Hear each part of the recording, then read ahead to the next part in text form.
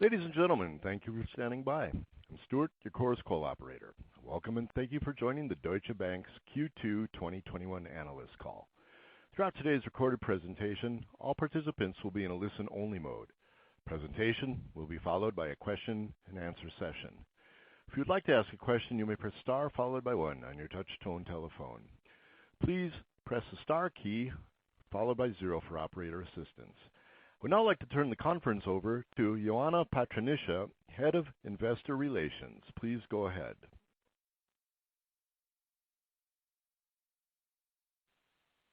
Thank you for joining us for our second quarter 2021 results call.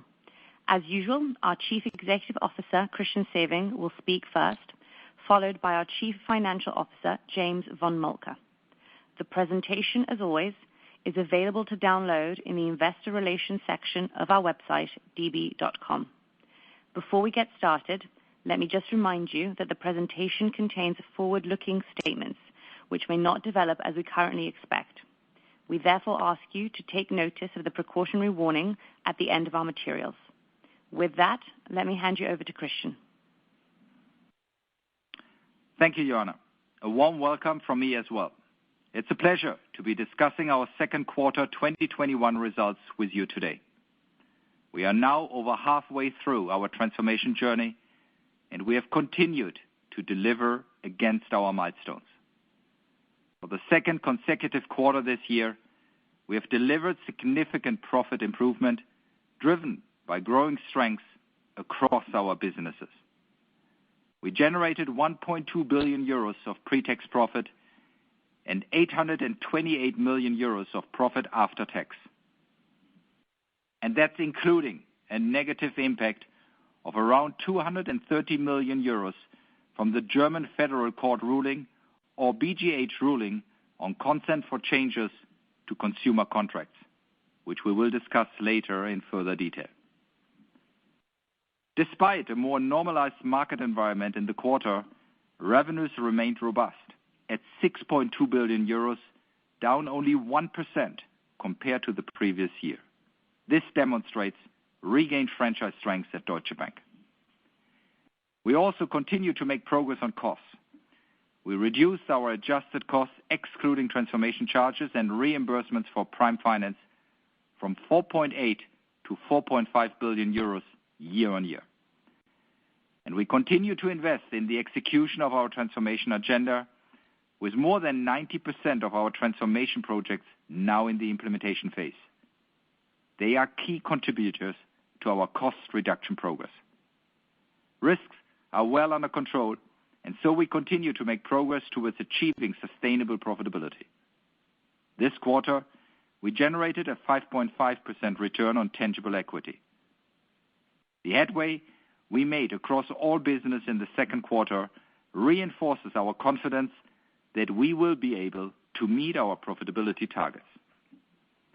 Finally, we delivered another quarter of progress towards the goals we outlined at our sustainability deep dive in May. Now let me take you through the highlights of what we have achieved in the first half of this year on slide 2. Our performance over these past 6 months shows that our 2022 targets and ambitions are well within reach. Refocusing our business around core strengths is paying off. Revenues of 13.5 billion euros for the first half of 2021 fully support our trajectory to the 2022 revenue goal. We have reduced adjusted costs, excluding transformation charges, by roughly 4% year on year. Coupled with provisions for credit losses down 89% on the year to 144 million euros, or 7 basis points of average loans, we continue to see an improvement in our operating environment. We also reduced our cost-income ratio to 78% from 87% for the same period last year, which represents significant progress towards our 2022 target of 70%. And in the core bank, the cost-income ratio is even lower at 73%. Let's now turn to profitability on slide 3. Our relentless focus on delivering transformation is reaching the bottom line. We delivered a 92% year-on-year increase in our adjusted profit before tax in the core bank for the last 12 months to the second quarter. And once again, all four core businesses contributed and are either in line or ahead of their plans so far. At the same time, we have substantially reduced the capital release unit's losses in the course of our transformation. Once again, we are ahead of our plan for de-risking. And we remain committed to minimizing the P&L impact of deleveraging efforts by the unit. Let me now turn to underlying shareholder returns on slide 4. We remain committed to our 8% return on equity target for 2022, and we see a clear path to that goal. For the first half of 2021, the group reported 6.5 post-tax return on tangible equity. This would be 7.6% when adjusted for transformation-related effects and 9.2% excluding the impact of certain external factors outside our control, such as the BGH ruling and the decision to increase the size of the Single Resolution Fund. In the core bank, we are already in line with our 2022 target, with a 9% post-tax return on tangible equity on reported basis and 10% on adjusted basis, even before the impact of the unforeseen factors. This level of profitability, combined with a robust capital position, gives us confidence that we are on the right path towards our ambition to return capital to shareholders from 2022 onwards. Now let me take you through some divisional highlights on slide 5. The corporate bank continues to offset interest rate headwinds through repricing strategies and growth initiatives. We also regained the position of Germany's #1 corporate bank in the recent poll published by Finance magazine.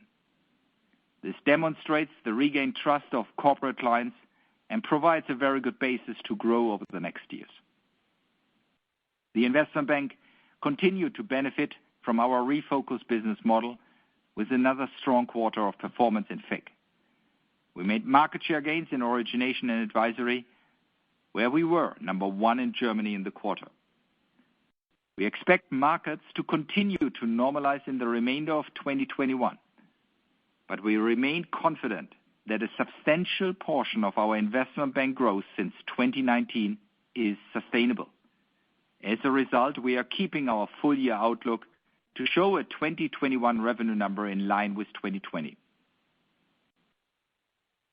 The private bank was also successful in offsetting interest rate headwinds with continued business growth, with 14 billion euros of net new business across assets under management and client loans in the quarter, and 29 billion euros in the first half year, close to its full-year target of more than 30 billion euros. The private bank also completed its first trial migration of a set of Postbank customers onto Deutsche Bank systems. Implementation is running in line with plan. In asset management, assets under management grew by 39 billion euros to 859 billion euros, a new record high, including record quarterly net inflows of 20 billion euros. In short, the dynamics in all four core businesses show that our refocused business model is paying off and that our clients are supportive and believe in our capabilities. Successful execution is increasingly visible in our revenue performance in the core bank, as you can see on slide 6.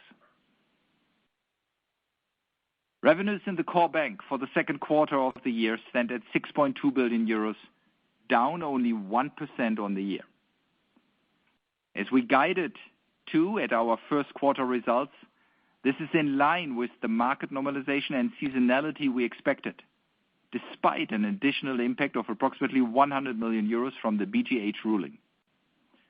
Revenues in the investment bank are 2.4 billion euros, down from the same period in 2020, as a strong performance in credit trading and financing partly offset more normalized volumes in core rates, emerging markets, and FX. Both our corporate and private bank successfully offset headwinds with either continued deposit repricing or business growth, despite some unexpected items for the private bank in particular. Asset management delivered revenue growth for yet another quarter, boosted by management fees and strong inflows. On a half-year basis, core bank revenues have grown by 13% since the beginning of our transformation strategy in 2019, showing significant revenue improvement.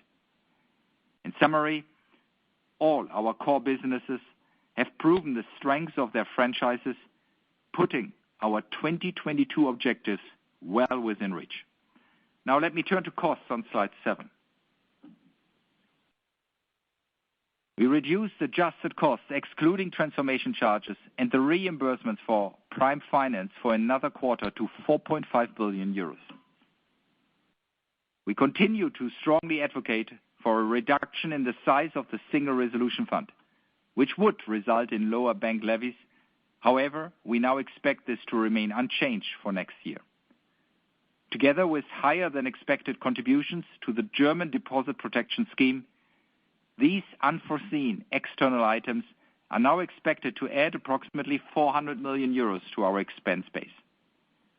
And as previously discussed, we do not believe it is sensible to further constrain investment spending to offset these externally driven expenses. On the cost items we can control, we are keeping our absolute cost discipline and focus, and the second quarter has shown that we are in full control, despite the fact that volume-driven expenses and investments in controls represent some pressure. To offset this pressure, we are introducing a series of new cost reduction initiatives, including further workforce optimization, accelerating real estate reductions, further systems rationalization, and streamlining internal processes. Against this background, we reaffirm our commitment to the 70% cost-income ratio target. Supporting our cost-income ratio target, we now expect revenues to be better than we discussed at the Investor Deep Dive, based on the resilience we have delivered in the first half of the year, business growth, and an easing of interest rate headwinds. Moreover, we now see provision for credit losses in a range of around 20 basis points of average loans in 2021, ahead of our previous guidance, and we expect some of this benefit to carry over into 2022. The bottom line impact of these factors helps us offset the cost headwinds from the unforeseen items, and we continue to remain committed to an 8% return on tangible equity in 2022. With that, let me now turn to risk management on slide 8. As you know, strong risk discipline is a central pillar of our strategy across credit, market, liquidity, and non-financial risks. And as discussed, provision for credit losses was 144 million euros this half year, or 7 basis points of average loans on an annualized basis. We continue to manage a high quality and well-diversified loan book with strong underwriting standards, and we remain vigilant. Both our market and liquidity risk controls contribute to robust risk management practices. Importantly, we continue to strengthen non-financial risk management. This is of the highest priority for management, and we have made significant investments in improving our controls over recent years. At the same time, the demands on anti-financial crime continue to grow, not just for Deutsche Bank, but for the entire banking sector. Therefore, we announced a fundamental reorganization of our AFC function to become more effective, more flexible, and more holistic. Now let us turn to capital and balance sheet on slide 9. In line with the guidance we provided with our first quarter results, we did see a reduction in our Common Equity Tier 1 ratio to 13.2% this quarter, primarily due to the impact of around 70 basis points from regulatory items. We maintain a buffer of over 270 basis points above regulatory requirements. Our leverage ratio increased to 4.8% in the quarter, reflecting actions we took to strengthen our capital position. Our liquidity coverage ratio is at 143%, 67 billion euros above regulatory requirements. As a result, we can deploy our capital and liquidity strengths to support clients in what is still a somewhat uncertain environment. Let me now give you an update on our progress towards our sustainability targets on slide 10. At our sustainability deep dive in May, we outlined a series of targets for the group and for each business. We accelerated our target of over 200 billion euros in cumulative ESG financing and investments from 2025 to 2023, and we set a target of at least 100 billion euros for the end of this year. I'm very pleased to report that at the half-year stage, we are already approaching our 2021 full-year plan. We have been able to generate 99 billion euros of volumes across our businesses, and all three of our other wholly owned businesses contributed to this total. As a reminder, this excludes asset management, as DWS is a separate entity with its own sustainability targets. Nevertheless, asset management captured more than 3 billion euros in inflows of ESG investments in the quarter.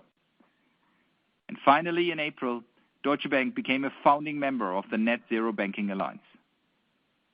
Before I hand over to James, let me now summarize our progress this quarter on slide 11. As we promised you at the Investor Deep Dive, our focus remains on executing our transformation agenda while supporting our clients. Our top priorities are managing to a 70% cost-income ratio and to deliver 8% return on tangible equity in 2022. Our first half results this year reinforce our confidence in our path. We have made clear progress in client momentum, which is visible through our revenues, and the macroeconomic backdrop has improved relative to the outlook we gave you in our annual report, strengthening our operating environment. We continue to advance on our key deliverables to support our cost reductions, despite the impact of external factors. We remain strict and conservative with our risk management framework, and we are absolutely committed to further strengthening our control environment. Last, but certainly not least, we are making strong progress on our path toward our accelerated sustainability targets. In short, after 2 years, we are well on our way to meeting our 2022 strategic and financial ambitions. With that, let me now hand over to James. Thank you, Christian. Let me start with a summary of our financial performance for the quarter compared to the prior year on slide 12. We generated a profit before tax of 1.2 billion euros, or 1.4 billion euros on an adjusted basis. Total revenues for the group were 6.2 billion euros, down 1% versus the second quarter 2020. Net interest income has declined by 143 million euros versus the prior quarter, as the one-offs I flagged in April have normalized. The resulting net interest margin held broadly steady at 1.2%, but we expect this to trend down slightly as the remaining rate pressures feed through. We expect net interest margin to stabilize at slightly over 1%. While rates have been volatile in recent months, we planned on a conservative basis and still see a modest tailwind to the numbers we shared with you at the Investor Deep Dive in December. Turning to costs, non-interest expenses were down 7% year on year. Our provision for credit losses stood at 75 million euros, or 7 basis points of loans for the quarter. In line with our previous guidance, we saw a decrease in our CET1 ratio to 13.2%, which was mainly driven by regulatory items, notably the impact of the final targeted review of internal models assessments, partially offset by net income generated in the second quarter. Leverage ratio has increased to 4.8%, up 15 basis points compared to the previous quarter.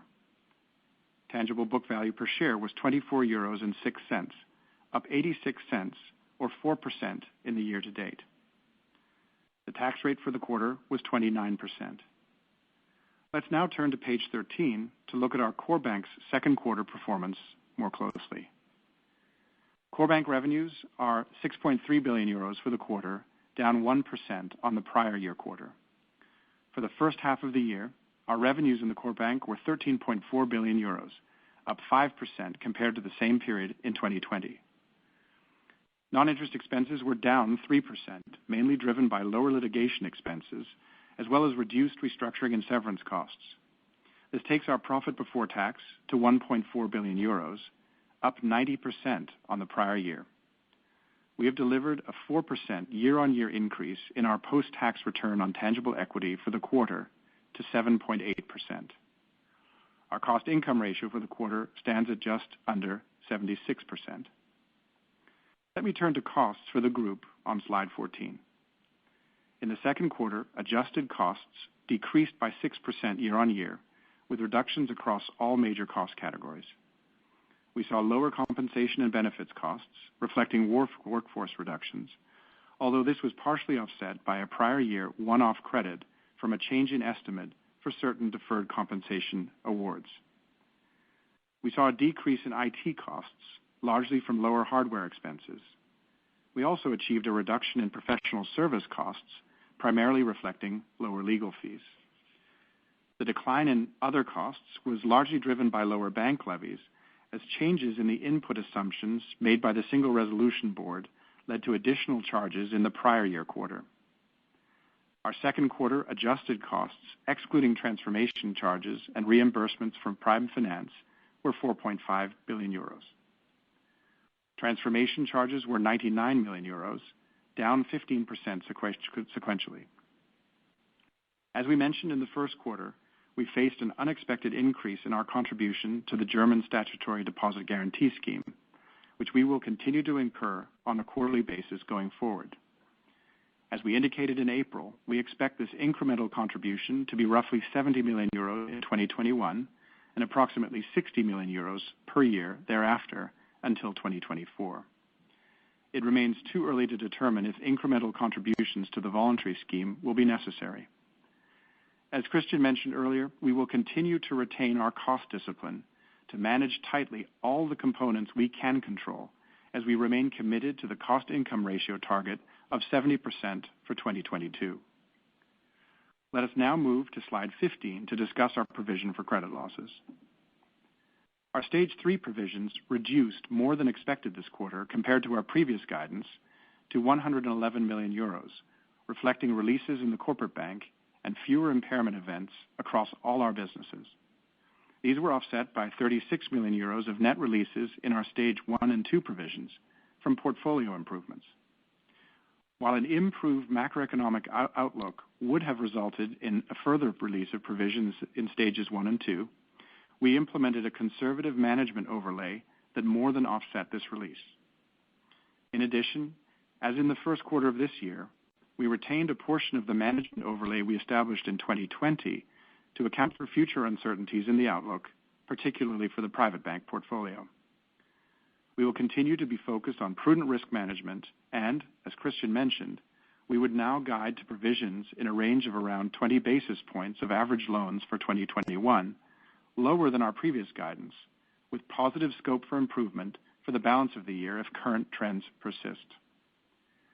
Let me now turn to capital on slide 16.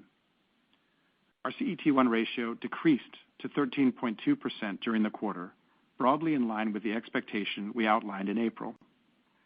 This reflects a decrease of approximately 70 basis points due to risk-weighted asset inflation from TRIM decisions and the CRR2 go-live, 10 basis points less than our previous guidance. Looking at the balance of the year, we now see a remaining net impact of approximately 20 basis points on the CET1 ratio from further regulatory items, such as the new EBA guidelines on the definition of default, the implementation of which was delayed and is now expected to follow in the second half of the year. Within this 20 basis points guidance, we also reflect benefits expected from completing our remediation efforts on certain historical ECB findings. As before, The ultimate timing and magnitude of these regulatory items remains uncertain and subject to final ECB decisions, but we see no deviation from our long-term trajectory, and we remain committed to a CET1 ratio greater than 12.5%. All in all, we expect to end the year with a CET1 ratio of around 13%. The second quarter CET1 ratio includes a deduction of an additional 275 million euros of common share dividend on top of the 300 million euros we deducted last quarter. Our fully loaded leverage ratio increased by 15 basis points to 4.8% this quarter. The increase was largely driven by additional Tier 1 capital issuance and net income. Our pro forma leverage ratio, including ECB balances, was 4.3%. With that, let's now turn to performance in our businesses, starting with the Corporate Bank on slide 18. Profit before tax in the Corporate Bank was 246 million euros, a more than threefold increase versus the 78 million euros in the prior year quarter, while adjusted profit before tax rose to 274 million euros. This equates to a 6.5% reported and a 7.4% adjusted post-tax return on tangible equity for the quarter. Revenues were 1.2 billion euros in the quarter, 8% lower on a reported basis and 6% lower year-on-year, excluding the effects of currency translation. In the current quarter, the impact of episodic items was approximately 90 million euros lower than in the prior year, evenly split between lower benefits from recoveries related to credit protection and portfolio rebalancing actions. Adjusting for these effects and currency translation, underlying Corporate Bank revenues would have been essentially flat, as deposit repricing and other business initiatives offset interest rate headwinds of approximately 80 million euros. At the end of the second quarter, charging agreements were in place on approximately 87 billion euros of deposits, which resulted in revenues of 85 million euros, well on track to generate around 300 million euros on an annualized basis. We continue to expect the combined effects of the moderation of interest rate headwinds based on current interest rate curves, the increasing quarterly contribution of deposit repricing, as well as business momentum to support our revenue outlook for subsequent quarters. For the full year 2021, we expect revenues to remain essentially flat compared to the prior year, which was our expected jump-off point for 2022, as we guided at our fourth quarter results. Non-interest expenses decreased by 10%. Adjusted costs excluding transformation charges declined by 5%, reflecting headcount reductions, non-compensation initiatives, and benefits from currency translation, partly offset by the non-recurrence of a benefit from a change in the estimate related to certain deferred compensation awards in the prior year. The current quarter included significantly lower litigation charges compared to the prior year quarter. Compared to the first quarter, loans and deposits remained essentially flat, while the year-on-year increase in RWA mainly reflects regulatory inflation related to TRIM. We released 20 million euros of provisions for credit losses in the quarter, driven by unusually low impairment events, compared to provisions of 144 million euros in the prior year quarter. Turning to revenues by business segment in the first quarter on slide 19, Corporate Treasury Services revenues were 10% lower year-over-year on a reported basis, or 9% excluding currency effects, mainly driven by lower benefits from episodic items. Interest rate headwinds were partly offset by charging agreements and other business initiatives. Institutional Client Services revenues were essentially flat, excluding the effects from currency translation, but were 4% lower on a reported basis. Institutional Cash Management and Trust and Agency Services grew on an underlying basis, while Securities Services declined. Business Banking was 7% lower year-on-year, with underlying business growth more than offset by a revenue decline in contributions from episodic items and interest rate headwinds. I'll now turn to the Investment Bank on slide 20. Revenues for the second quarter of 2021, excluding specific items, decreased by 10%. Our trading businesses were impacted by the reduced market activity during the quarter compared to the heightened levels seen in the second quarter of 2020. Compared to the second quarter of 2019, Investment Bank revenues are up 31%, with both FIC and O&A significantly higher. Non-interest expenses were essentially flat year-over-year, as were adjusted costs, excluding transformation charges. The investment bank generated a pre-tax profit of 1 billion euros and a return on tangible equity of 12.5% in the second quarter, both an increase on the prior year period. The cost-income ratio for the quarter was 56% and continues to be well ahead of our full-year expectations. Our loan balances reduced year-on-year, primarily driven by the repayment of revolving credit facilities. However, versus the prior quarter, they are up, driven by activity in our financing businesses. Leverage exposure was higher, impacted by increased lending commitments. The year-on-year increase in risk-weighted assets reflects the impact of regulatory inflation, primarily from TRIM, with underlying business growth essentially flat. The improving credit environment and near absence of impairment events led to materially lower provisions across businesses compared to the elevated levels of the second quarter of 2020. Turning to revenues by business segment on slide 21. Revenues excluding specific items in FIC sales and trading decreased by 9%.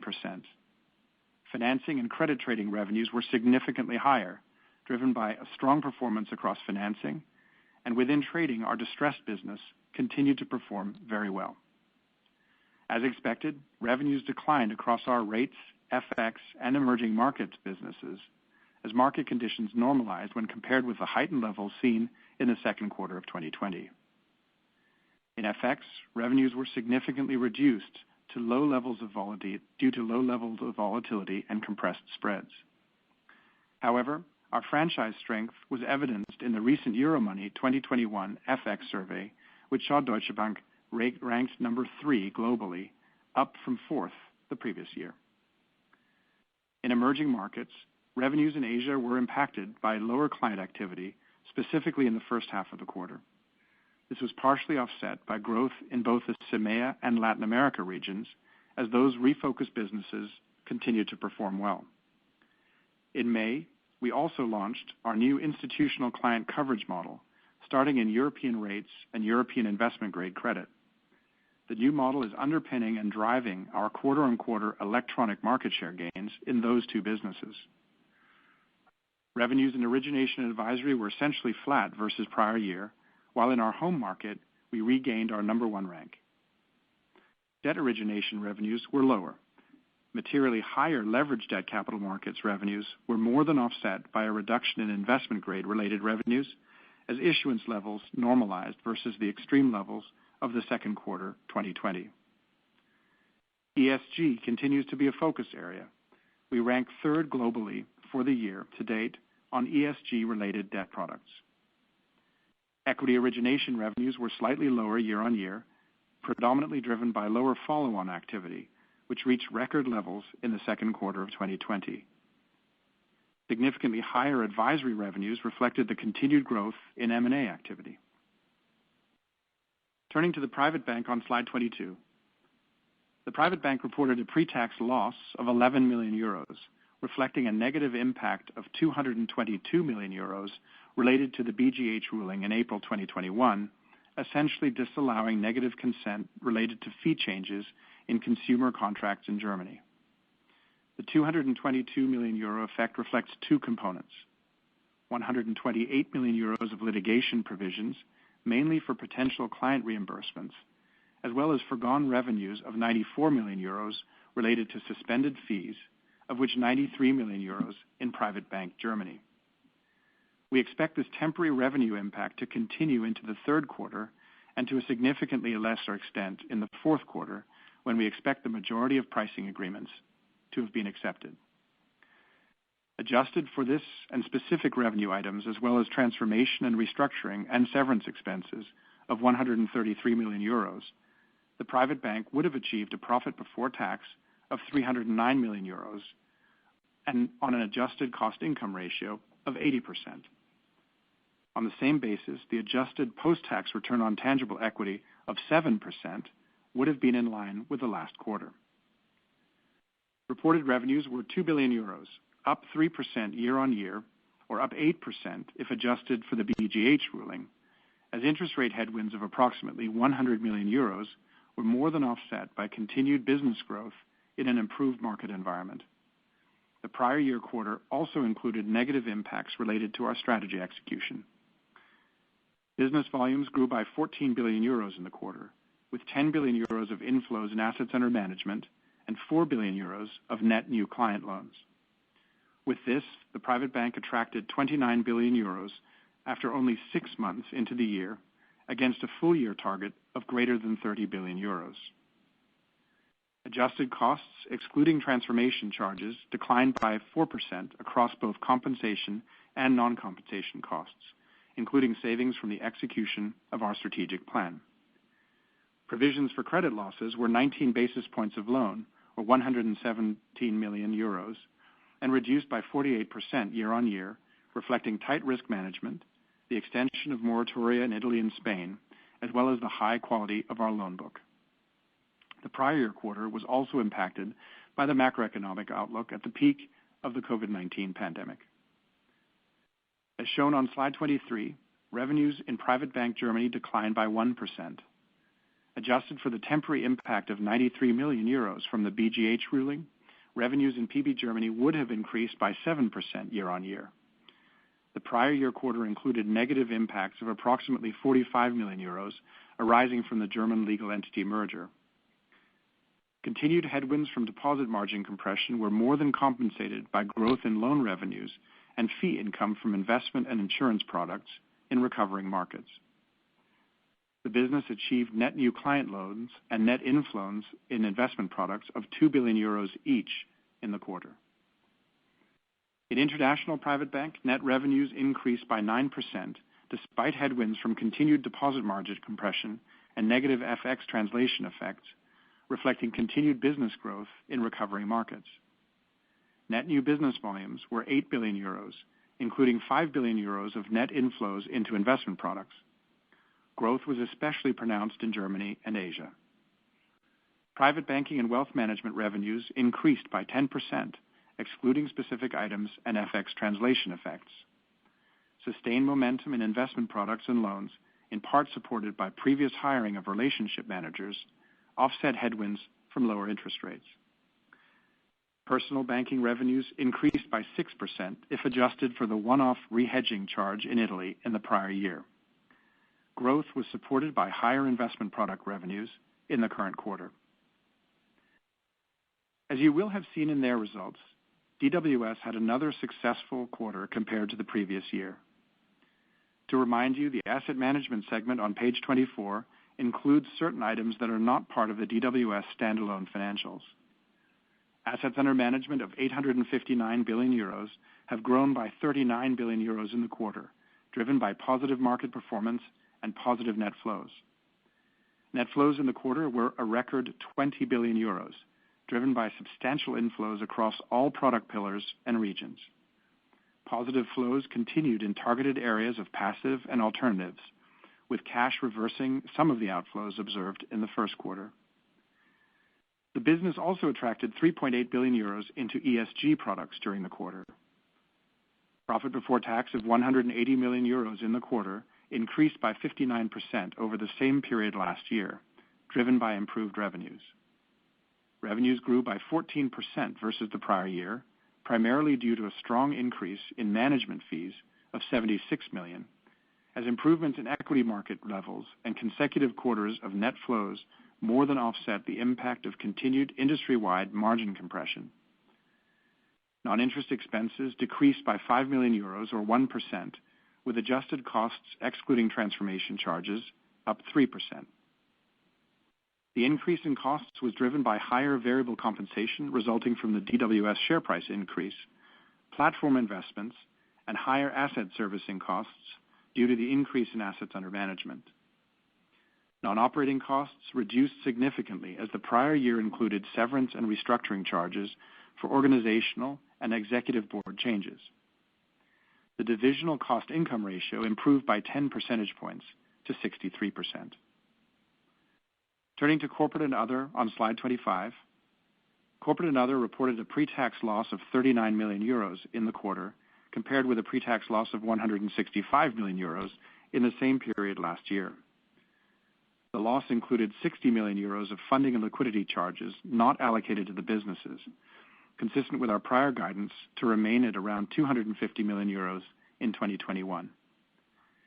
The year-on-year improvement in valuation and timing differences was driven by non-recurrence of adverse movements in interest rates in the prior year period.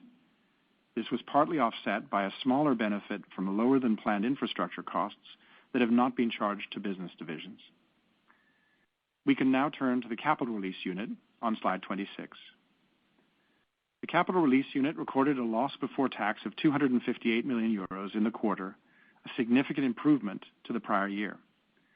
Revenues were negative 24 million euros this quarter, down from negative 66 million euros in the same period last year. De-risking, risk management, and funding impacts were partly offset by positive revenues from the Prime Finance cost recovery and from reserve releases reflecting market conditions.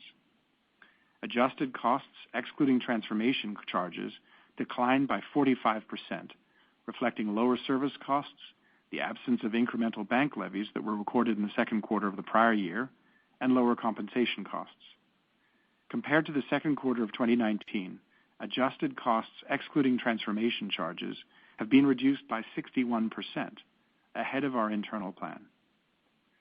Leverage exposure was 71 billion euros at the end of the second quarter, down 30% compared to the prior year quarter, and reflecting a 10 billion euro reduction from the previous quarter. These reductions were primarily driven by de-risking and lower Prime Finance leverage. In addition, we saw a lower than expected impact from the implementation of the standardized approach for counterparty credit risk. RWAs were 32 billion euros at the end of the second quarter, of which 23 billion euros were from operational risk. We saw reductions in credit, CVA, and market risk, bringing us to a 24% decrease versus the prior year quarter. We continued to make good progress on de-risking the portfolio in the second quarter, focusing in particular on complex or illiquid positions that we were successful in eliminating. Since the second quarter of 2019, the division has reduced leverage exposure by 71%, or 178 billion euros, and RWA by 50%, or 33 billion euros. Looking forward, we expect to be at or ahead of our 2022 targets for RWA and leverage exposure by year-end 2021. This includes completing the transition of our Prime Finance platform. We expect this transition to release approximately 25 billion euros of leverage by year-end. Migrations of client balances are already underway and will accelerate over the third quarter. For the remainder of the year, we expect negative revenues in the Capital Release Unit. We are on track to hit the cost reduction targets we set out in the Investor Deep Dive. Turning to the outlook on slide 27. Christian talked about the continued execution of our strategic agenda and the progress we've made this quarter as we look to our 2022 targets. Beyond the improvements to our control environment mentioned earlier, our top priorities remain managing to the 8% return on tangible equity ambition and a 70% cost-income ratio. On revenues, the improved trajectory in the core bank shows that we are operating at a level that puts our goals well within reach, and we see continued momentum in our client franchise. We remain focused on diligent cost management, notwithstanding the unforeseen and uncontrollable items which led to our target adjustment for 2022. We do not think it is prudent to starve the company of investments to offset these items. However, our 2021 pre-tax profit expectations have improved over the course of the year, despite higher expenses, reflecting stronger revenues and lower credit provisions. We have been and will be disciplined on risk management and will continue to manage the balance sheet conservatively. As discussed, we have revised our guidance for provision for credit losses to around 20 basis points of loans for the full year 2021, and we see a positive trajectory if current trends persist. We reiterate our target of a CET1 ratio greater than 12.5%, and we continue to target a leverage ratio of approximately 4.5%. We remain focused on our capital return objectives. We have deducted 575 million euros for dividends from first half 2021 earnings under standard ECB rules in the consolidated CET1 capital calculation. We will continue to assess capital distribution options for 2022. With that, let me head back to Joanna, and we look forward to your questions.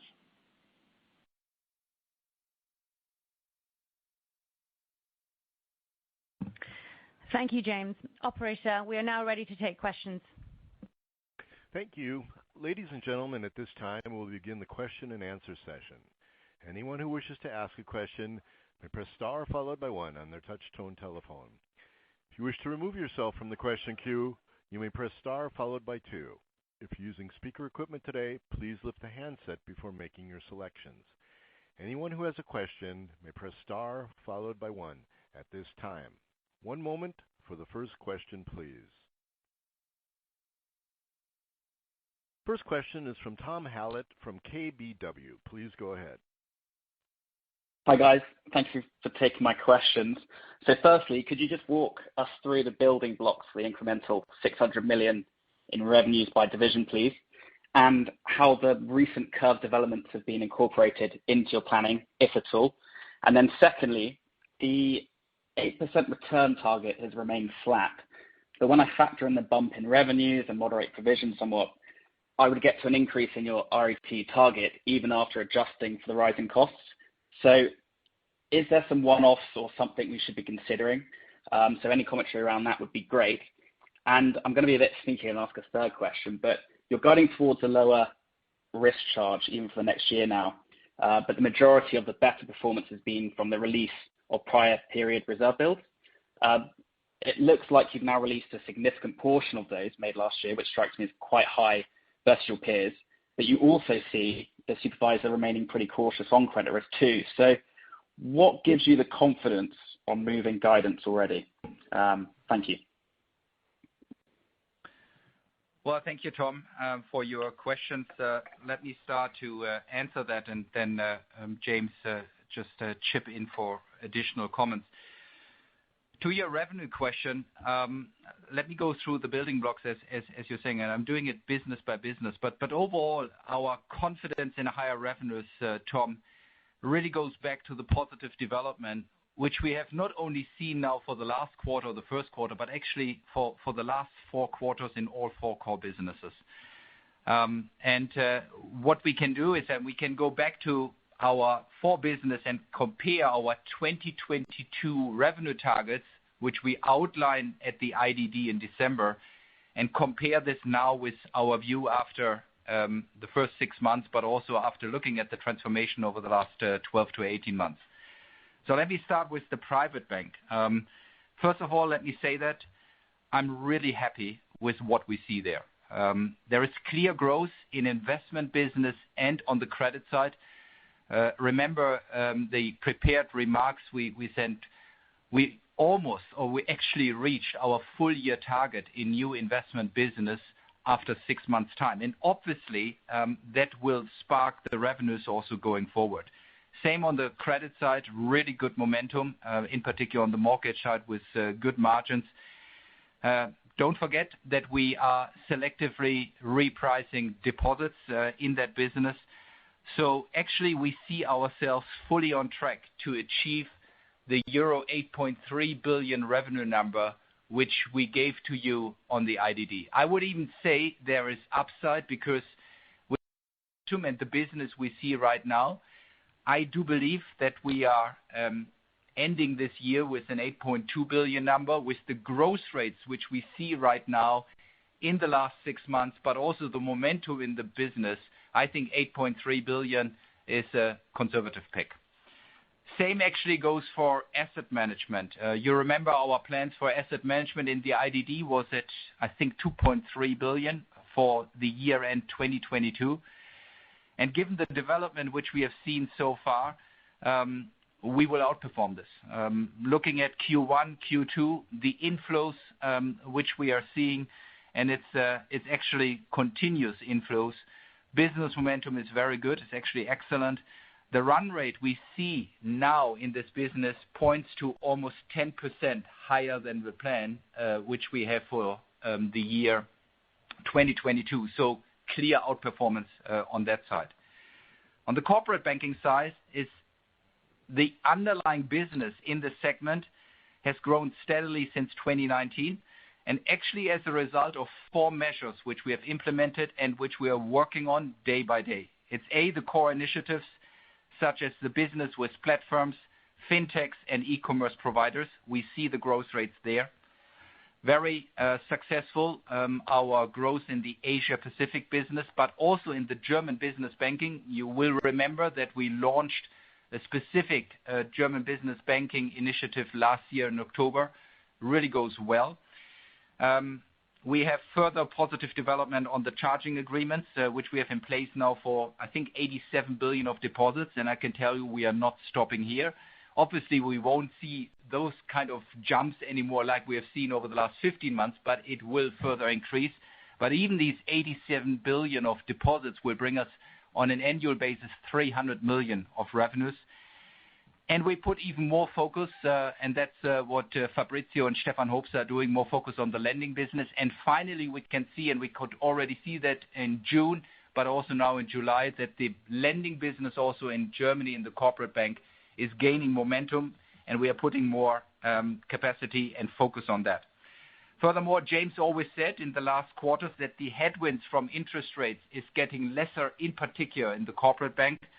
So in this regard, with a jump off, which we estimate this year of 5.2, potentially even slightly better, and then the underlying growth we have and all the items we have told you, 5.5 is definitely achievable. So we are confident about that. Let's talk about the IB as the fourth business. I think also here we have shown now for the last 4 quarters that we can gain market share there where we want to play and where we think we are relevant, and that even in a normalized market environment. I think Q2 is nothing else than the best evidence for that. And also we are seeing that what we have told you in particular in the IDD and in the first quarter, that we see a very good degree of sustainable earnings from 3 or 4 items. Client re-engagement, looking at our CDS price, looking at the overall momentum and also robustness of the bank.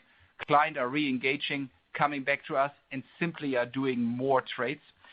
And it's our really good financing franchise, which obviously also contributed a lot to Q2. So now looking at the number which we have given you for 2022 of 8.5 billion of annual revenues as a target for 2022, and taking into perspective where we are right now, what we see, these 8.5 billion is clearly a conservative number. We will be north of 9 billion for this year. We see the momentum, we have the market share, and therefore I think 8.5 is again conservative and there is upside. Next to all these items, i.e. the 4 businesses which I try to describe, and again, James can give you more details on this, we have further upside in some treasury positions, in particular on the interest rate curve, but also in our funding costs. That again is a smaller 3-digit million amount which you can add. And therefore, at the end of the day, we are highly confident that we can outperform the number which we gave to you on the revenue side in December 2020, in 2020. And I believe that we have an absolute credible path to go to 25 billion or actually to plus 25 billion. On the CLP side, let me answer that first of all, you can imagine I'm very happy with the risk management which we have shown now for years, but in particular also throughout the COVID crisis.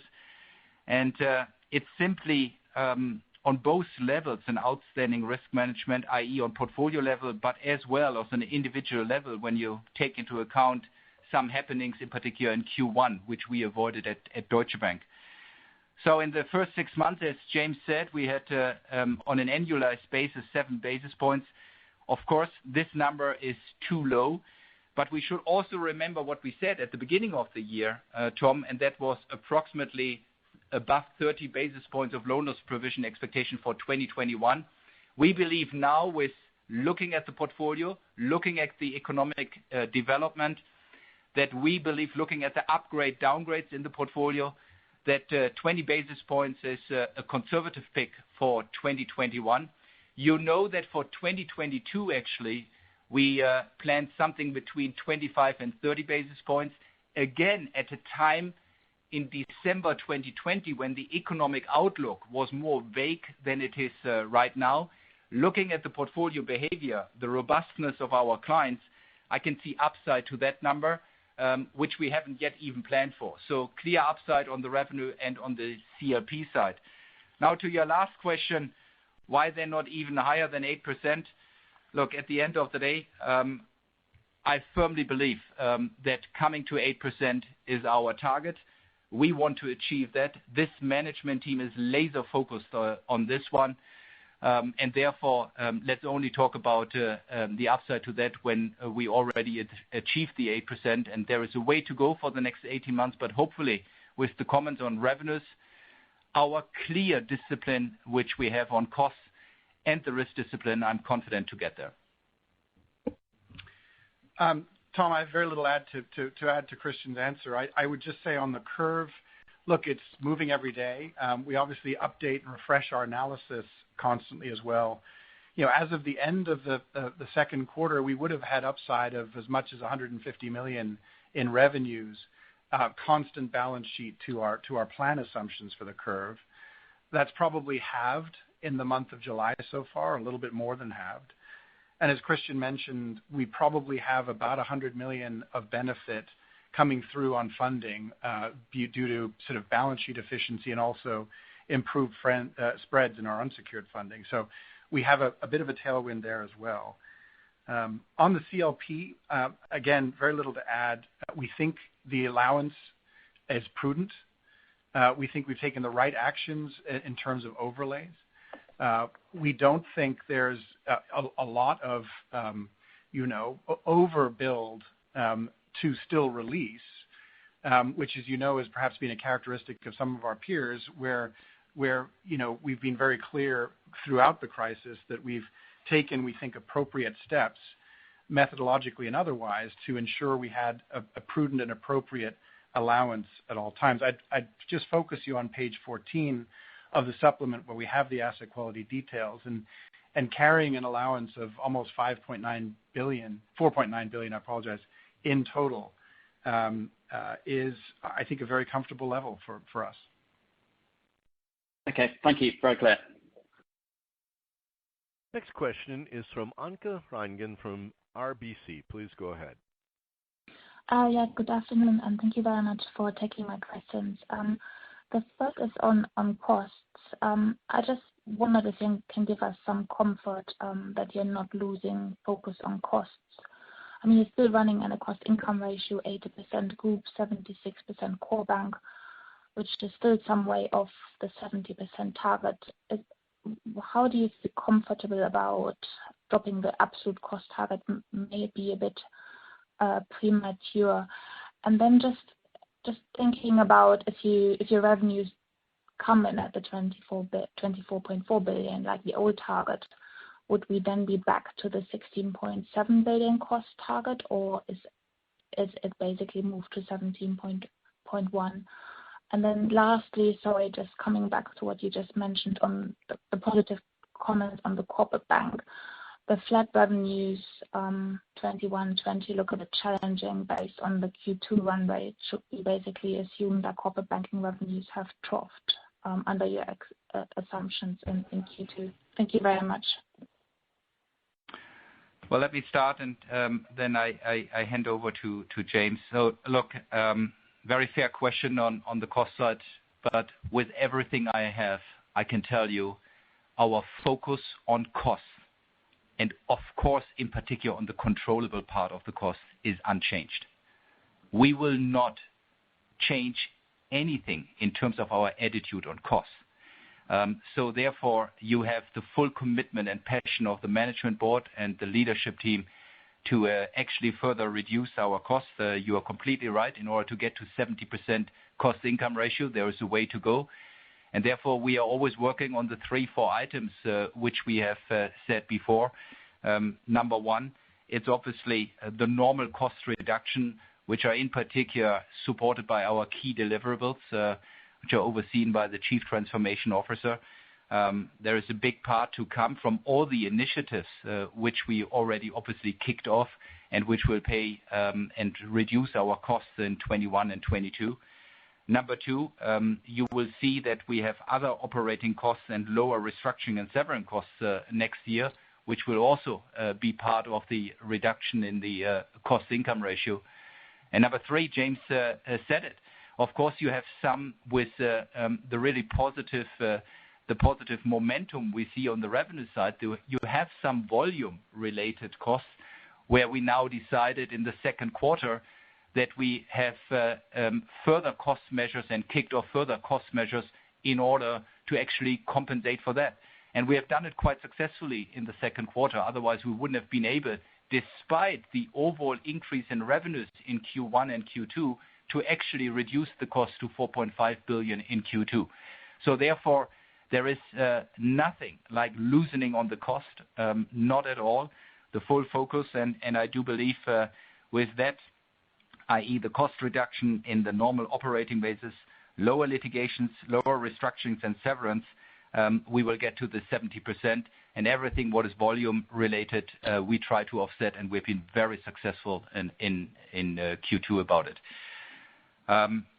With that, I would hand over to James. Sure, thank you. And Anke, I can only underscore what Christian just said. Look, every measure that was part of the targeting to 16.7 billion is underway and on track as we sit here today.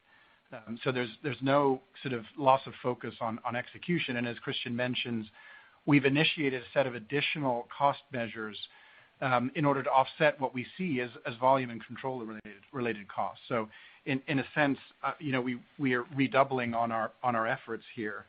There's always uncertainty about a revenue environment, but I think our outlook is certainly skewed to the upside relative to the 24.4 that we shared with you in December, as Christian has gone through. And we always have to be prepared for a downturn, of course. And there, I think the volume-related costs that we've called out would certainly help.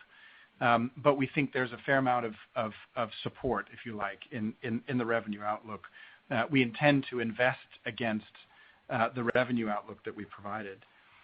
On the corporate bank run rate, I would say we're on track with what we have planned to do.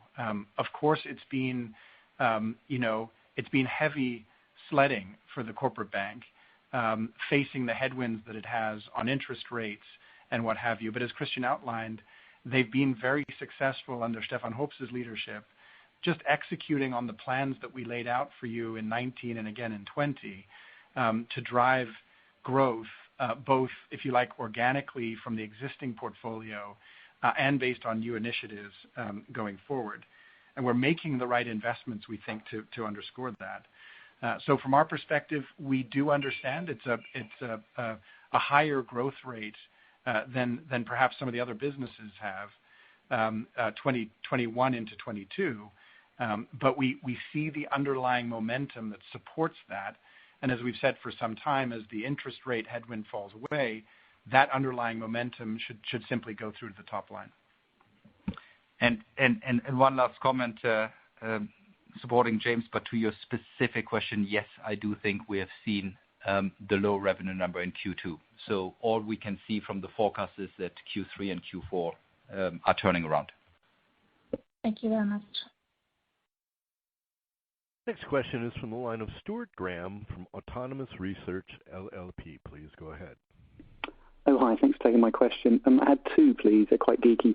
Can you say how much of Q1 and Q2 revenues in the investment bank came from that Zim distressed trade, and whether there are further unrealized gains assumed to be booked in the second half? And then the second question is on the BGH ruling. How many complaints or requests for redress have you received so far? And can you say what percentage of clients have signed up to your recent letter inviting them to consent to paying higher fees? Thank you. Sure, Stuart. I'll start, and Christian may wish to add. On Zim, obviously, we're happy with the developments around Zim integrated shipping. As you may be aware, a position that was built up over several years in the distressed debt trading business that arose from making markets in the debt instruments of that company.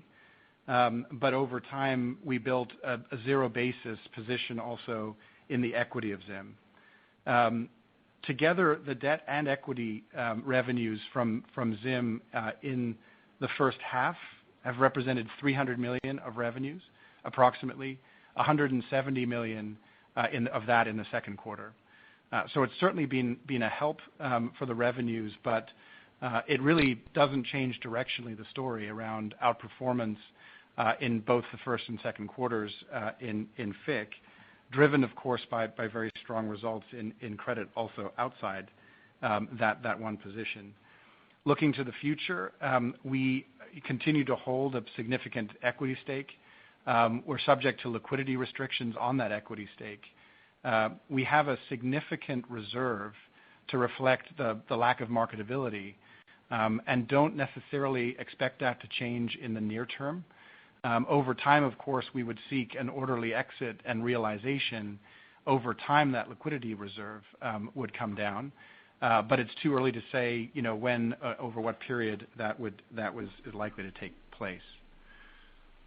Turning to the BGH item that you mentioned, we're tracking obviously very carefully the customer responses. Let's start with the outreach, if you like, the repapering exercise. That commenced at the beginning of July. We're working hard to bring as many of those customer agreements to completion during the third quarter. Obviously, it's in our interest to have the foregone revenue impact for as short a time as possible on those current accounts. So as isolated as possible to Q2 and Q3. There is a possibility a small amount may still dribble into Q4, but we do expect in and around the 1st of October to have closed off the lion's shares of the customer acceptance of revised fee schedules. On the question of the restitution cost, as you saw, we booked a slightly higher reserve in the quarter than we'd initially called for. As it happens, we've also booked in that litigation the costs of operationally executing on the restitution and the repapering. So there's a significant amount of that reserve that is restitution cost, and then an additional amount that represents the operational cost. We think that reserve is appropriate and perhaps even conservative against prior experience dealing with similar situations. And as of today, I won't give you the precise numbers, but the actual customer inquiry for restitution is running below the level that we would have expected supporting that reserve impact. So hopefully that's clarity for you on those questions. That's great. Just on the Zim, because I think your stake is worth $500 million, but you're saying you mark that to market, but you have a reserve against it. So we shouldn't just be assuming there's a $500 million gain to come in the second half. Is that right? That's right. I mean, so it is partially the market value of the equity position is partially already recognized in revenues, but there is a significant reserve for illiquidity that is held against it. So future revenues at the current stock price, of course, it'll depend on both the stock price development and the reserve release, but that is now marked daily, including the reserve amount. Perfect. Thank you for taking my questions. Next question is from the line of Kian Abouhossein from JP Morgan. Please go ahead. Yeah, thanks for taking my questions. The first question is related to slide 44, just more a detailed question around how we should think about loan growth, in particular in the financing business, as you highlight lending growth in the investment bank, and how do I square that with the U.S. wholesale funding growth target? Should I take those two together? In that context, what kind of financing exposures are we or should we be thinking of in context of ongoing growth? So if you can talk about ongoing growth, but also what you're financing, and if I'm putting one and one together correctly. Secondly, on IT expenses, you're running at around $4.4 billion. and I'm just wondering how we should think about the future of IT expenses beyond 21 into the future. Is this a number that you think will be continuously creeping up as you are improving your ROEs, or do you think this is a level that you're happy in terms of investment levels going forward? Thanks, Kian. It's James. I'll start, and Christian may want to add. I'm not sure exactly the connection that you're seeking to make about the loan volumes and what it sounded like dollar funding. So you may need to repoint me. But overall, I think the comments we'd make on page 44 is we were pleased with loan growth developments, as you can see in private bank and investment bank. Corporate bank, as you may have seen also from other peers, has been a little bit slower to develop than we would have expected. Although late in the quarter, and I think the trajectory we're still confident about growth coming back into that market. The investment banking loan balances are a mix of things, but as you say, a relatively significant amount of structured lending that is split between dollars and other currencies. All of the dollar piece of that is, of course, built into our overall dollar funding base, and so doesn't present a significant burden, frankly. It's been, relatively speaking, steady as she goes in terms of dollar fundings. On the IT expenses, it's an area we've been looking very, very carefully at, as you've heard, I think, over the years. For one thing, there has been what I would call deferred investment that we've had to catch up on. And we've been talking about that for a while. We're making very good progress on a series of relatively large-scale investments that we've been building, and over time, those investments should result in significant savings in terms of applications, data, and generally our technology estate. We'd obviously like to accelerate as much as we can the realization of benefits in technology. So the short answer to your question is we do believe that we will be able in time, and it's part of our planning for 22 and beyond, to reduce our technology expenses, all the while preserving an investment budget in technology that we think is appropriate for a company of our size, scope, and scale. And in fact, one of the benefits of the investments we've been making, whether that's in data or now in the transition to cloud, and also elsewhere, is that the efficiency of investments is accelerating in terms of just more value of our investments per euro spent and impact, especially on the front end with clients. And so that's been encouraging. Lots of work to do, as you know, but I think the next 18 months are really critical, a really critical period for that execution and really then delivering the benefits that we've been working on now for several years. Kian, one more word on the corporate bank lending. I think it in particular comes now from two directions. Number one, you can see in particular in Europe that the uncertainty of our corporate clients with regard to the economic development is slightly reducing. So people start to invest again, in particular also to invest into making their business greener. So the transformation part and the ESG part of financing ask is getting more and more traction here. That's number one. And number two, you can also see that during the crisis, a lot of the German corporate clients have actually used their own liquidity, their own capital to go through this crisis and did not really rely on banking facilities. So that is changing a lot, and therefore we could already see in the last month of the second quarter that there is starting momentum on the corporate client side to increase lending, and hence we are quite optimistic for Q3 and Q4 in this regard. And thank you. That's very good, very clear answers. Just in terms of the lending level in the investment bank, shall we think about similar growth rate that we saw in the second quarter? And in terms of financing costs, as a lot of the things like structured credit are dollar related, is there any headwind coming from dollar-related financing, considering you mentioned the funding improvement going forward? Yeah, I guess let me take that. One thing you need to understand is the investment bank quarter-end loan balances can be quite volatile based on just which transactions have closed versus in the pipeline at a point in time. So the direction of travel, Kian, we think is up. We do see loan growth opportunities to put the balance sheet to work. But the comparisons on any given quarter can move around given the episodic nature of some of this.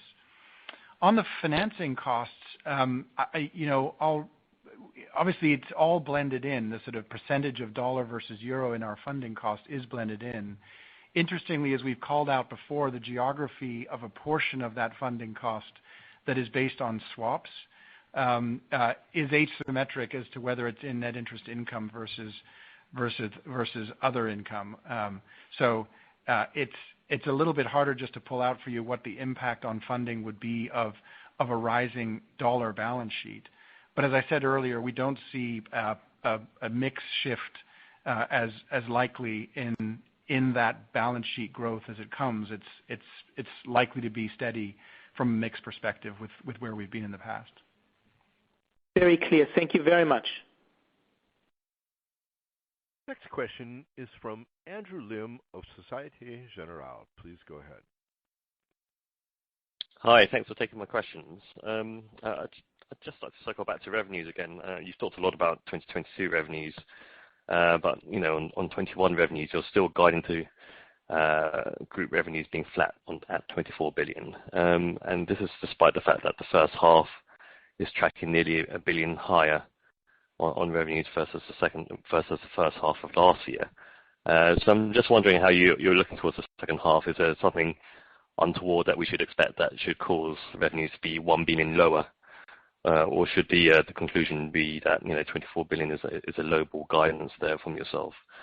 And then my second question is on that prime brokerage business that gets transferred later on this year. Could you remind us what the revenue and cost impacts would be once that transfer takes place? Thanks. So look, the guidance reflects really seasonality, and that is typical, and also some conservatism about the outlook in terms of the growth that is still to be captured this year, without taking anything away from the momentum that we've talked about. I wouldn't want to go into low ball or otherwise, given it's obviously our disclosure and best view. But we certainly see, as I say, a strong year this year, especially relative to the outlook we had at the beginning of the year, and especially in light of some of the headwinds that we faced this year that were unexpected. On prime brokerage, as I mentioned, the balances are beginning to transition over to BNP Paribas. We're obviously pleased about that, given it's a significant undertaking both on the technology and the client management side, and people are also transitioning over to BNP Paribas. As I mentioned, the leverage exposure impact would be about 25 billion from where we are now. The expenses around that 100 million ballpark, a little less than 100 million that we pull out of our numbers, is the amount that would simply go away once the transition is complete. There's a little bit more that, as you know, that is stranded, that we're working on separately to take out around the prime brokerage business. But one of the benefits of this transaction is it's given us obviously much more time to work on that, on preparation of removing the stranded costs, and that's then built into our view of CRU into next year. And are there any associated revenues on that PB business? I'm sorry, what kind of revenues, Andrew? Any associated revenues that we should be aware of? No, the revenues are passed to BNP Paribas as part of the transaction. What we do recognize as revenue is that expense recovery, which exactly offsets the call it 100 million, little less than 100 million that we show you in our expense disclosures. Got it. Thanks. Next question is from Magdalena Stoklosa from Morgan Stanley. Please go ahead. Thank you very much, and congratulations on the quarter. I've got two questions. One on the investment bank and one on your asset gathering business. So really, when we look forward in the IB, where would you like to see your wallet gains from here? So you talked about capital markets and advisory in Germany in your prepared comments, but where else would you expect your position to strengthen? So that's question number one. And question number two, really, when you look at your kind of integrated model between DWS and wealth, where do you see its biggest opportunities from group perspective, and how do you think about the scale in this business? Also, because of course, as we've seen, very strong kind of net new money momentum on both sides. Thank you. Thanks, Magdalena. Let me take the first question. Number one, with the focus in the investment bank, which we have given ourselves 2 years ago, obviously we want to grow in those parts where we are now playing. So it would be the wrong attitude of Deutsche Bank if we now say, and out of these segments where we are now playing in the investment bank, there is only 1 or 2 where we want to grow and take market share.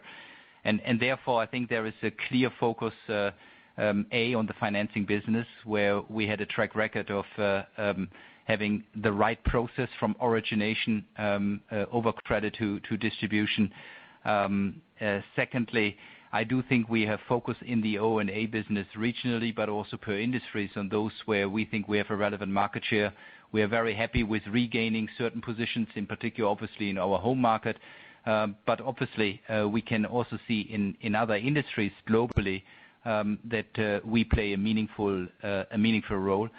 And thirdly, it is next to the financing business, in the trading business, in those disciplines where we have been for years, I think leading, be it FX, be it rates, emerging markets, we are doing a lot of investments. That is actually where we invest into people, where we invest into technology, and this has started to pay off. I well remember that I've told you since the third quarter of 2019 that I do believe that with that focus on those 3 or 4 businesses, with making the right people choices and the right IT investments, we can grow. And this we have done now for 5 or 6 quarters in a row. And there actually, I don't see that this is coming to an end, but that actually we are a very competitive bank in that area, and we obviously use our chances to further outperform. Again, other items like the overall robustness of the bank, CDS price is now playing to our favor, that clients are re-engaging. And obviously, again, clients are looking for an alternative to the U.S. banks, in particular here in Europe, and that's what we are playing for in the IB. So I would say a clear mandate in all businesses of the IB, and the focus which we have given ourselves helps tremendously. Just briefly, one thing to add on that, Magdalena. If you look at the wallets in FIC and the development over time of that wallet, we think a reasonably sort of conservative view of 2022 and the development of this normalization in the FIC wallet and relatively stable market share numbers for us would support the number in our model that supports the low end of the range that Christian talked about earlier, the 8.5 for IB, the FIC contribution within that. So we think we're still looking at reasonably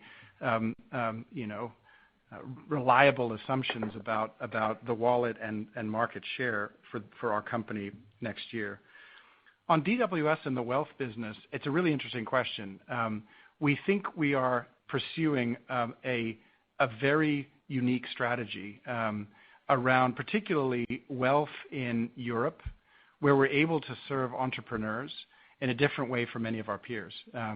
So in markets where we're present as a retail bank, as a corporate bank for small and medium-sized corporates, and also with larger corporate capabilities, risk management, what have you, alongside wealth management, we're able to serve the wealthy entrepreneurial family in a very different way from peers. And we're able also to offer DWS products. So obviously, that platform is open architecture, but we do sell DWS products.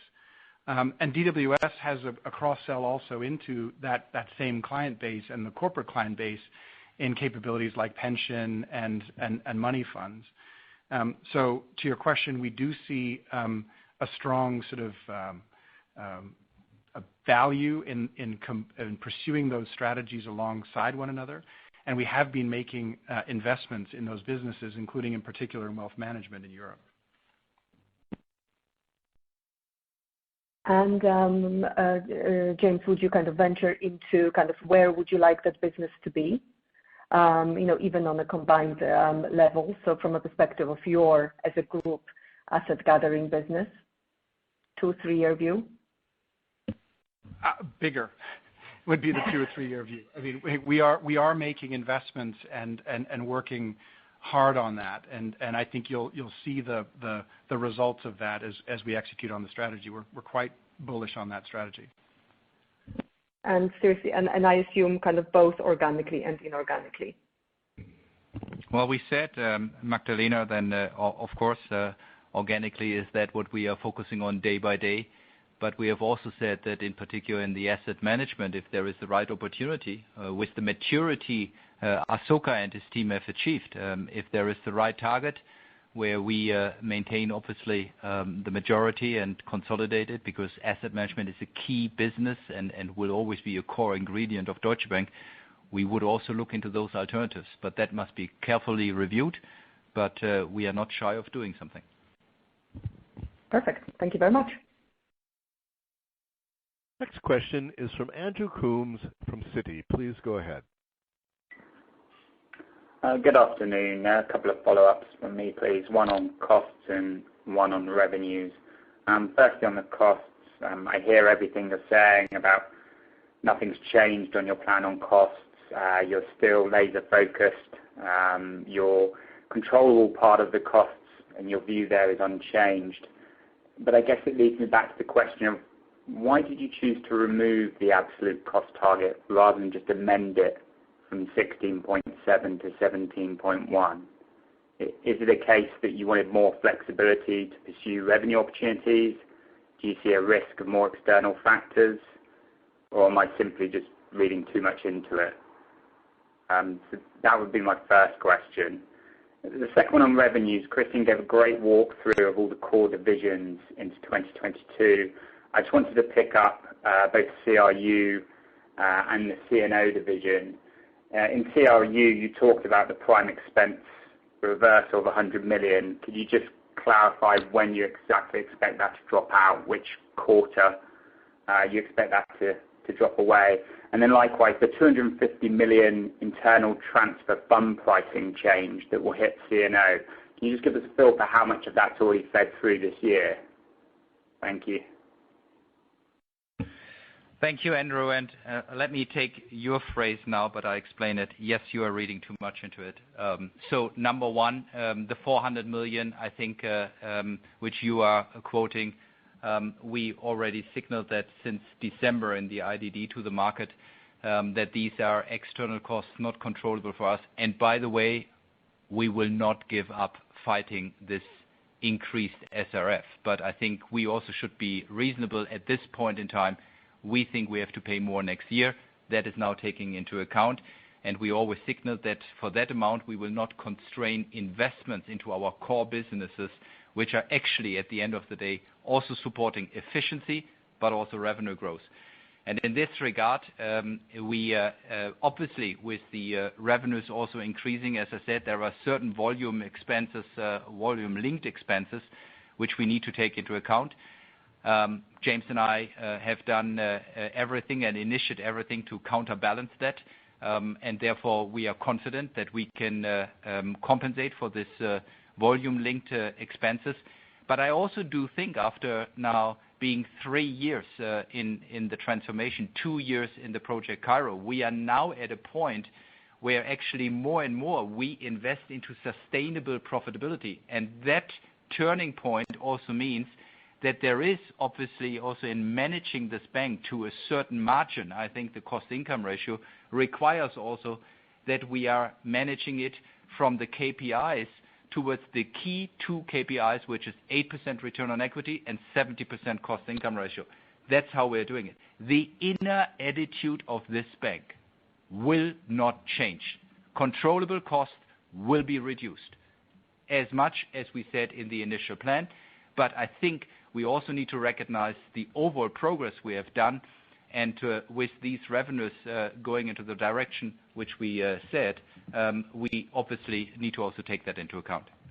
And if I look further to 2022, now obviously it's turning into a deep dive into our 22 plan today, but the CRU revenues, we'd be working to keep as close to zero, frankly, as possible. There are some positive revenues that the portfolio throws off, and then there's funding costs, hedging costs that offset it, and the impact of that revenue recapture will fall away.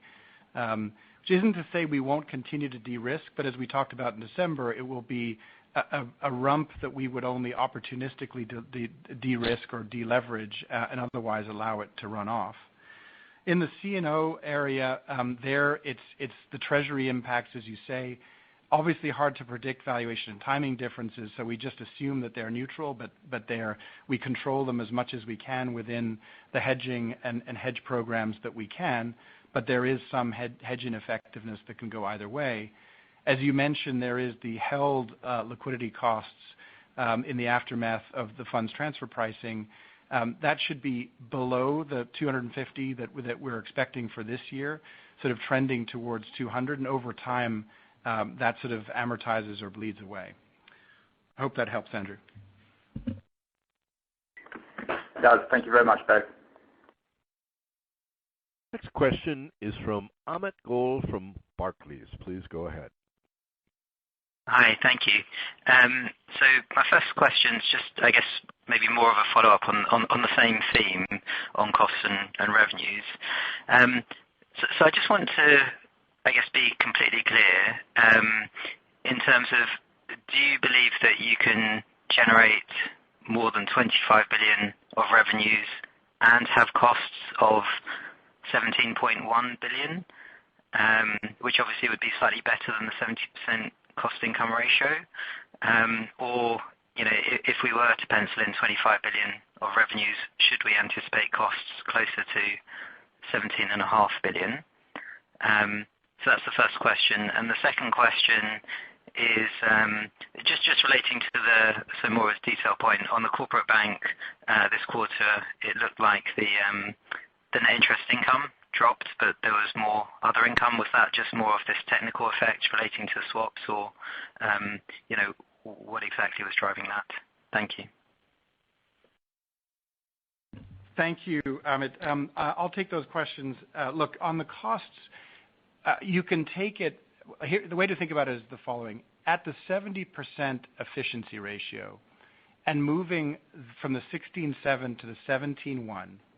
Adding in some non-operational costs, we would have to achieve the 25 billion or a little bit less, 24.9, to make that math work.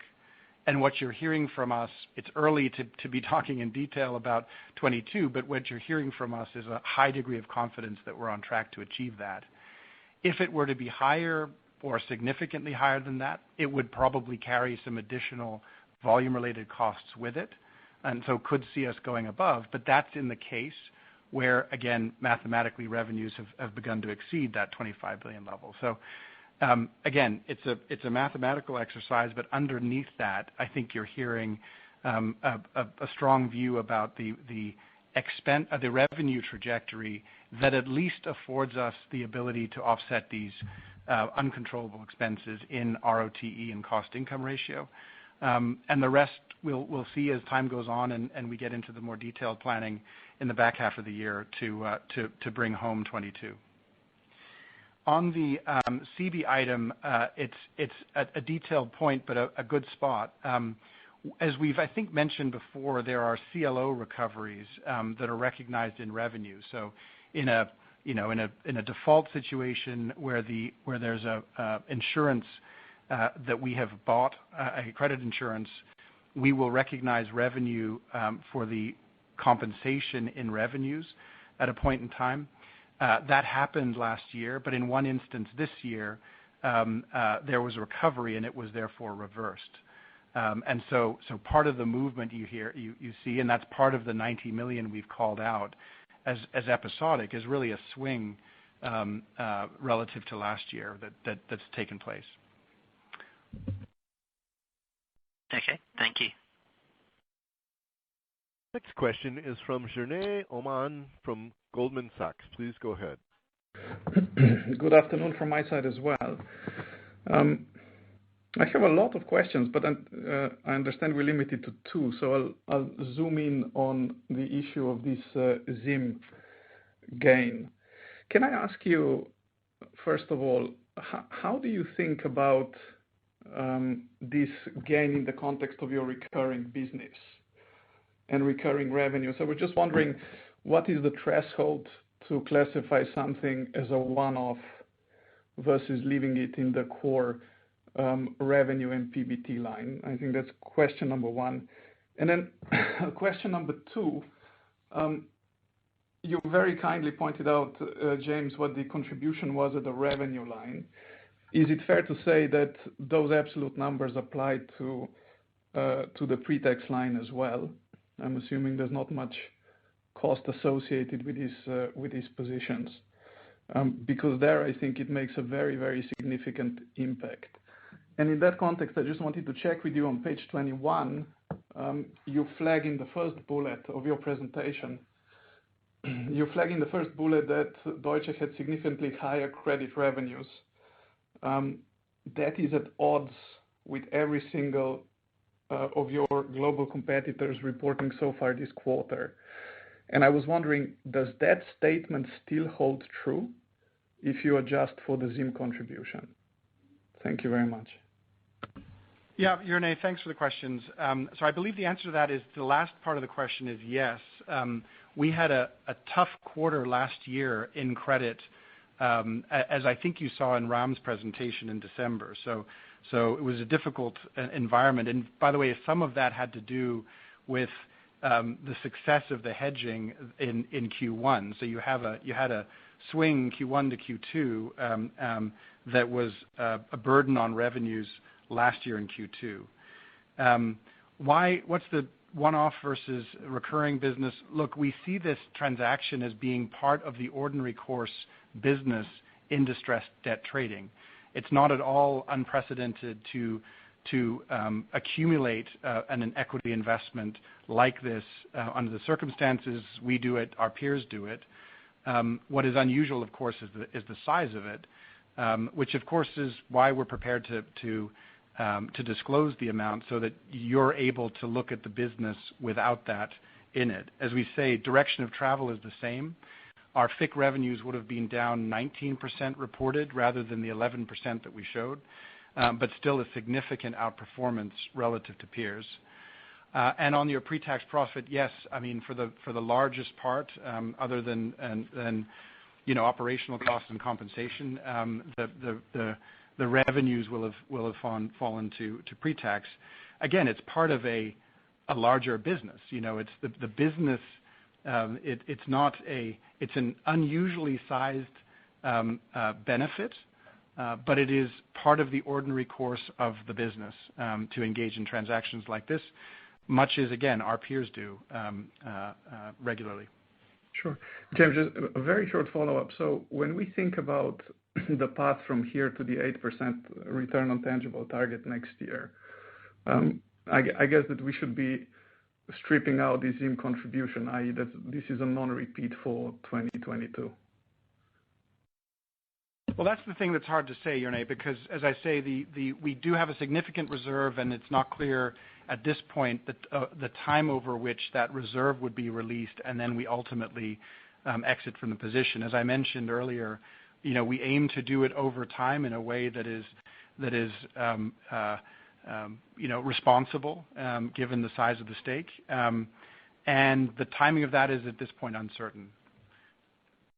And Jernej, just don't forget what James just said. I mean, it's a wanted business, and I'm not saying more, in GCT, which we have done for years, and where ZIM is, so to say, not the only position we have, and we have done that for years, and therefore always take this into account when you think about our future revenue profile.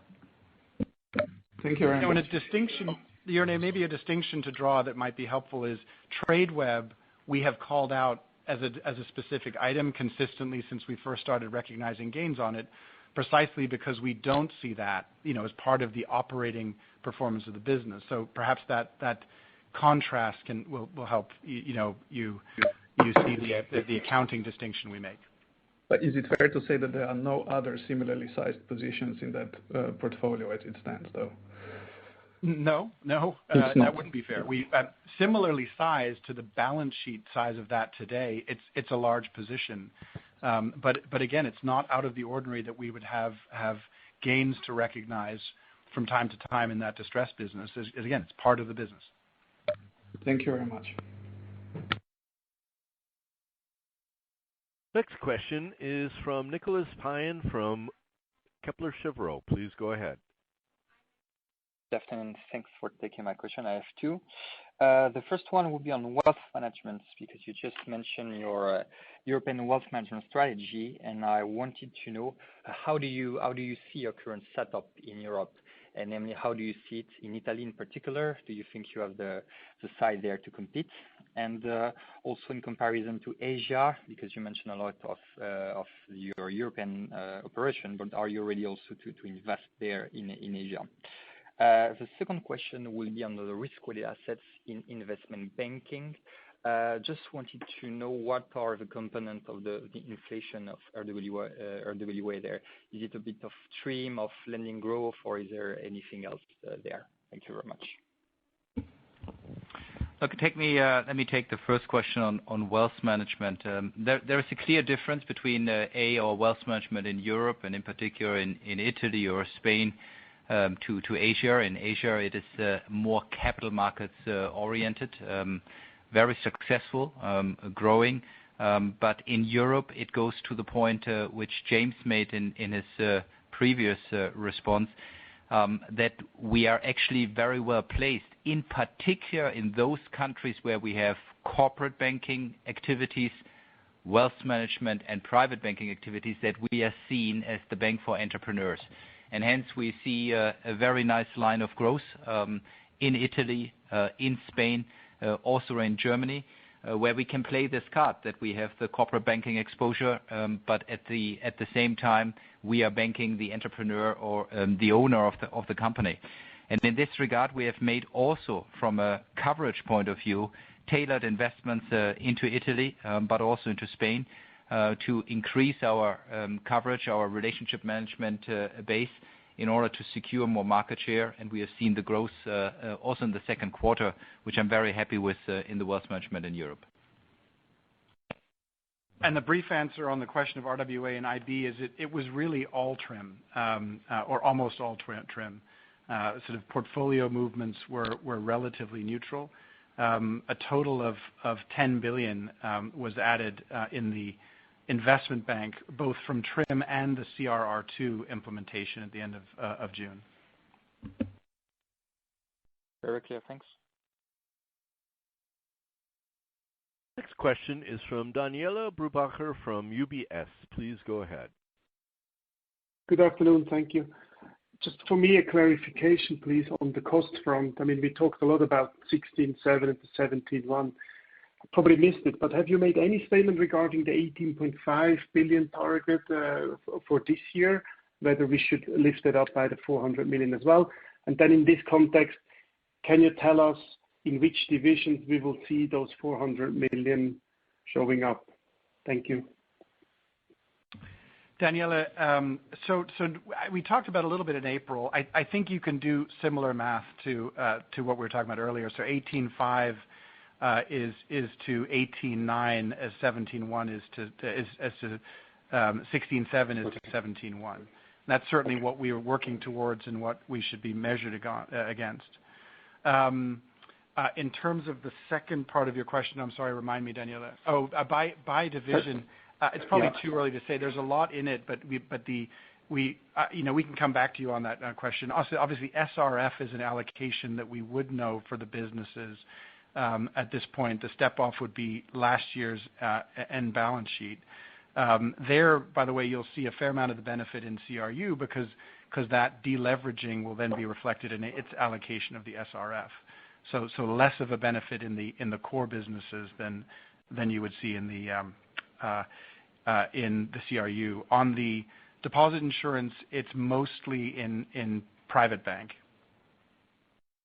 Got it. Thank you very much. Thank you.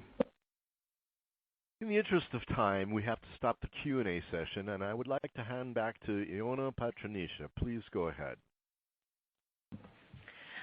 Thank you for joining us for our second quarter call and for your questions. Please do not hesitate to reach out to the investor relations team with any follow-up questions, particularly for those who we've not been able to get to due to time.